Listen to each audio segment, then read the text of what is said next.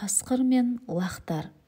Бір ешкі тоғайда үй жасап, лақтары менен сонда тұрыпты.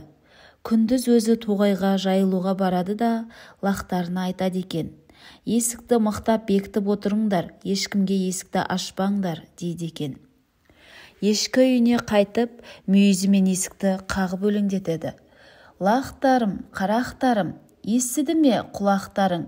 Сүтін жинап келді әжең, еміп тойсын тамақтарың. Аш есікті, қарақтарым».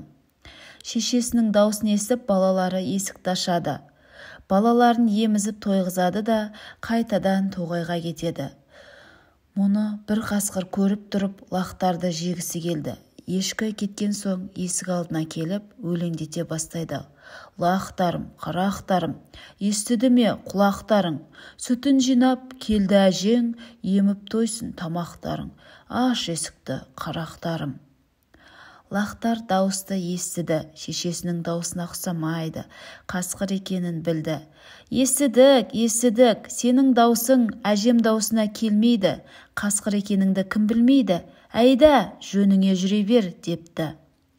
Есік ашпады, қасқыр күтіп отырды, аузына түк түспей кетті.